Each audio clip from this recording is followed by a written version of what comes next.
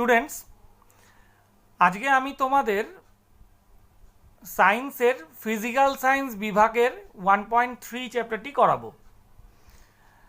1.3 চ্যাপ্টারটি রয়েছে তোমাদের তাপ। দেখো, তাপ এবং উষ্ণতা এর সম্পর্কে তোমাদের প্রাথমিক পর্যায়ের ধারণা রয়েছে। তোমরা জানো যে তাপ হলো এক প্রকার শক্তি।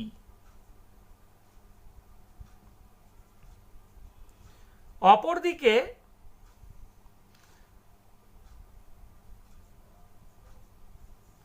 উষ্ণতা হলো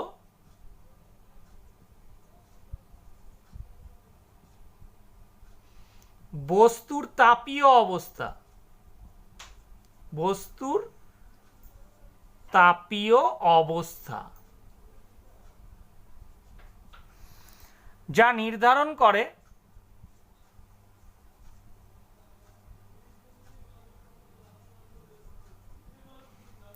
বস্তু তাপ দেবে নাকি নেবে। দেখো, তাপের এবং সিজিএস একক।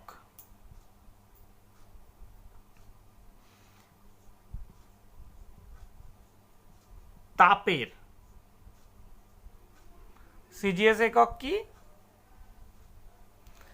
তাপ পরিমাপের সিজিএস একক হলো ক্যালোরি। সেখানে উষ্ণতা পরিমাপের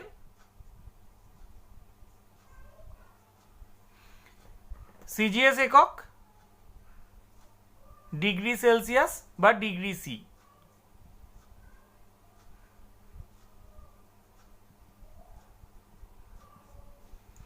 অপরদিকে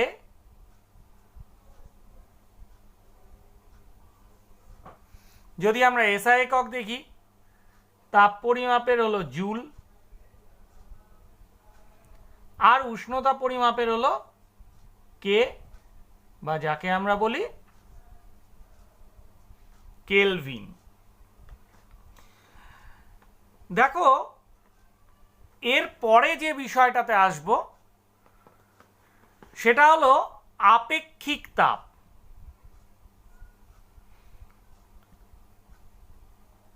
এবার দেখো, আপেক্ষিক তাপ। আপেক্ষিক তাপ কাকে বলবো? কোনো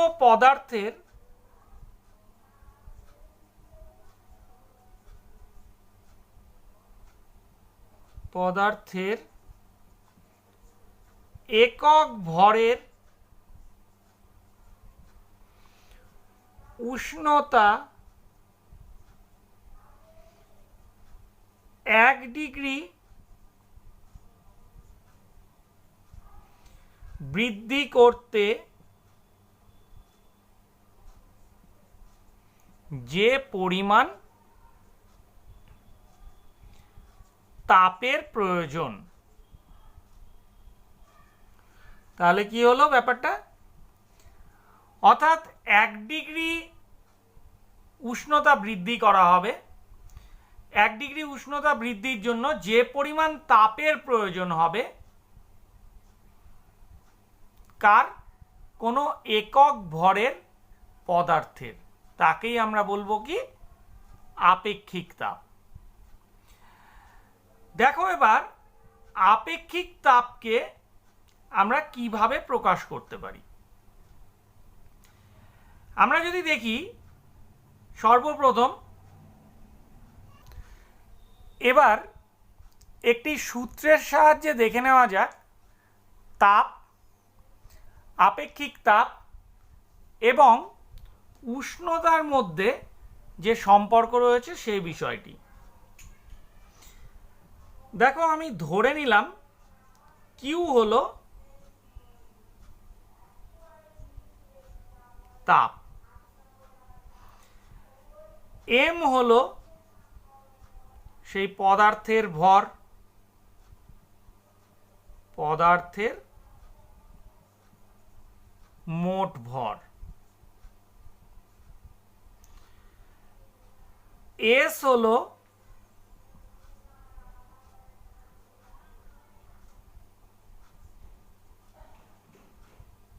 আপেক্ষিক তাপ, আর টি হলো উষ্ণতার বৃদ্ধি। দেখো এখান থেকে ঠিক আমরা যে গাণিতিক রূপটি পাই সেটি হলো Q equals to M S T, অর্থাৎ বস্তুর ভর গুণিত আপেক্ষিক তাপ গুণিত যে পরিমাণ উষ্ণতার পরিবর্তন ঘটছে। বৃদ্ধি বা হ্রাস লেখাটাই এখানে ভালো, হ্রাসও হতে পারে সেক্ষেত্রে। তাহলে এখান থেকে যদি আমরা দেখি তাহলে আপেক্ষিক তাপ কিভাবে পাবো? এস সমান সমান কিউ বাই এমটি, অর্থাৎ আমরা এই মাত্র ঠিক এই আপেক্ষিক তাপের সংজ্ঞা থেকে যা পেলাম, দেখো এখানে সেটাই লেখা। কোনো পদার্থের একক ভরের উষ্ণতা, কোনো পদার্থের একক ভর, তার জন্য যা ভর রয়েছে তা দিয়ে ভাগ করে দেওয়া হচ্ছে। উষ্ণতা 1 ডিগ্রি বৃদ্ধি করতে, তার জন্য যত ডিগ্রি উষ্ণতা বৃদ্ধি করছি সেই ডিগ্রি উষ্ণতা বৃদ্ধি বা হ্রাস দিয়ে ভাগ করছি। কাকে? মোট তাপকে।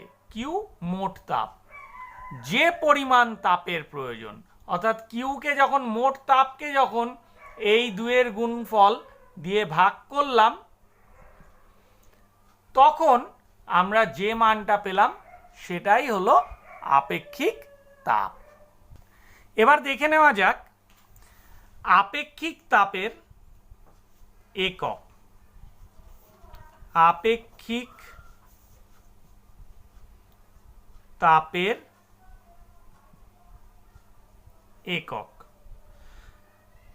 আমরা সিজিএস পদ্ধতিতে দেখব। সিজিএস পদ্ধতিতে এই একক হলো calorie per gram degree C. ঠিক এখান থেকেই এলো, দেখো কিউ অর্থাৎ তাপ পরিমাপের একক ক্যালোরি, বাই ভর পরিমাপের একক গ্রাম, এবং উষ্ণতা পরিমাপের একক ডিগ্রি সেন্টিগ্রেড। সবগুলোই সিজিএস পদ্ধতির একক এখানে ব্যবহার করা হয়েছে। এই হলো আপেক্ষিক তাপ। এবার আমরা জানব অবস্থার পরিবর্তন। দেখো অবস্থার পরিবর্তন কাকে বলবো? কোনো বস্তুর ওপরে তাপ প্রয়োগ করা হলো বা সেই বস্তু থেকে তাপ নিষ্কাশন করা হলো বা বের করে নেওয়া হলো।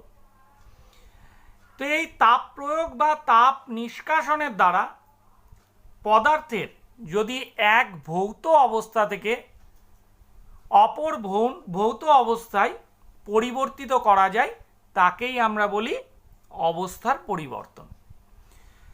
দেখো অবস্থার পরিবর্তনকে মোট আমরা এই পরিবর্তনের ভিত্তিতে 6 ভাগে ভাগ করতে পারি।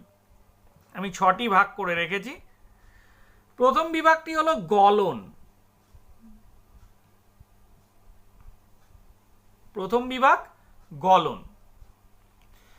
দেখো স্থির উষ্ণতায় যদি কঠিন পদার্থের তাপ গ্রহণের ফলে তরলে রূপান্তরিত হয়, অর্থাৎ রূপান্তরিত হচ্ছে কঠিন থেকে তরলে, একে আমরা বলি গলন। যেরকম 0 ডিগ্রি সেন্টিগ্রেড উষ্ণতায় বরফ থেকে জল হচ্ছে, তাহলে এটা কি? গলন। 2 নম্বর আসবো বাষ্পীভবন।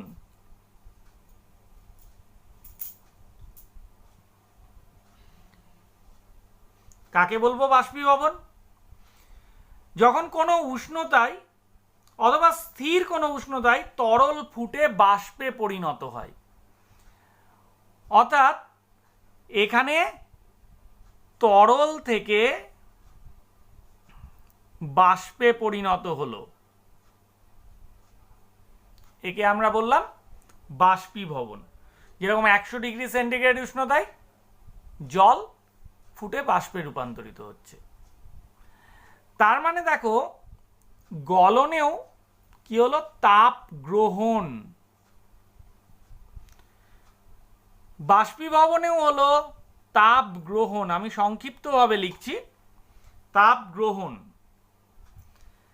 এর পরে আসছে যেটা, সেটা হলো ঘনীভবন। ঘনীভবন কি? ঘনীভবন হলো কোনো নির্দিষ্ট বা অনির্দিষ্ট উষ্ণতায় বাষ্পের যদি তাপের অপসারণের ফলে তরলে পরিণত হয়। অর্থাৎ ছিল বাষ্পাকারে, সে রূপান্তরিত হয়ে গেল তরলে। বাষ্প থেকে তরল, তার মানে এখানে কিন্তু তাপ গ্রহণ নয়, তাপ বর্জন। একে আমরা বলছি ঘনীভবন। তারপরে আসছি হিমায়ন।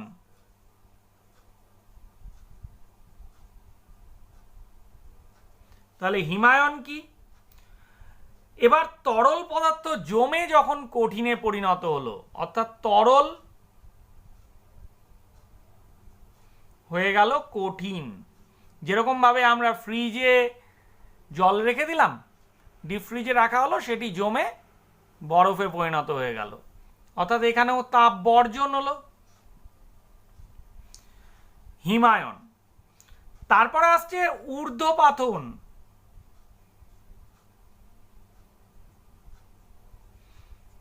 ঊর্ধ্বপাতন, এখানে ঘটনাটা কিন্তু ক্রম পর্যায়ে ঘটে না। অর্থাৎ কেমন? অর্থাৎ এখানে কঠিন থেকে তরলে রূপান্তরণ ছাড়া সরাসরি বাষ্পে রূপান্তরণ হলো।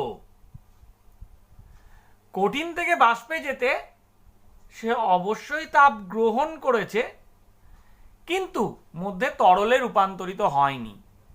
একে আমরা বলি কি? ঊর্ধ্বপাতন। লাস্ট বিষয় এই অংশের, সেটি হলো কঠিনীভবন।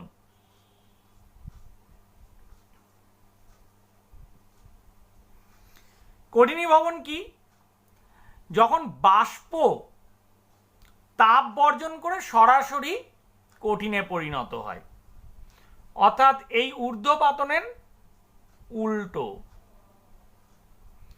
অর্থাৎ এখান থেকে তাপ বর্জন করলো এবং হয়ে গেল কঠিন।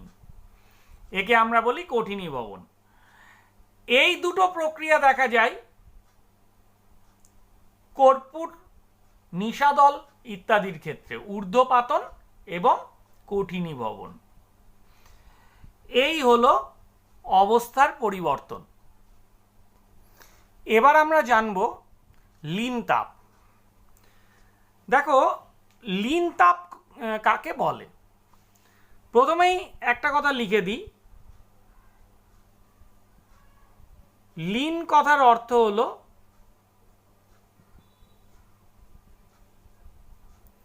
লুকোনো। তোমরা ইতিমধ্যে ক্লাস 7-এ লীন তাপের সংজ্ঞাতে এটা পড়ে নিয়েছো। অর্থাৎ একক ভরের বস্তু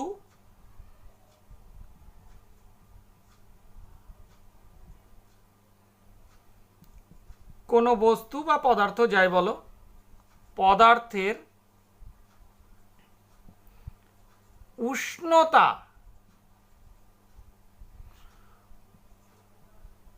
অপরিবর্তিত রেখে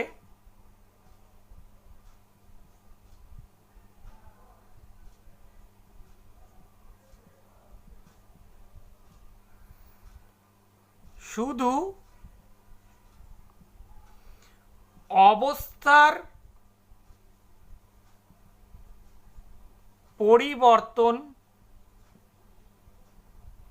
ঘটাতে যে পরিমাণ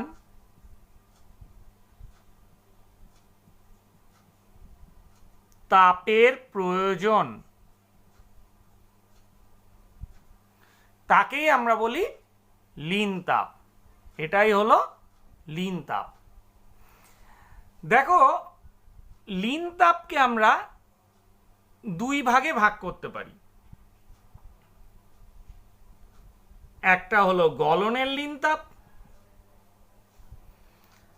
আর একটা হলো বাষ্পীভবনের লীন তাপ।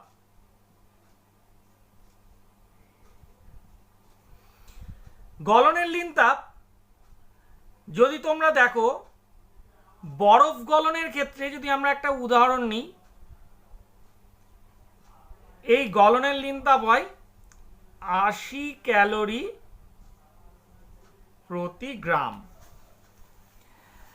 আবার যদি আমরা বাষ্পীভবনের লীন তাপ দেখি, তাহলে সেখানে 537 ক্যালোরি পার গ্রাম হয় এর মান। এবার দেখো, এই লীন তাপের সম্পর্কে আরো বিস্তারিতভাবে কোন ক্ষেত্রে কিভাবে প্রয়োজন তা সম্পর্কে আমরা পরবর্তী ক্লাসে পড়ব।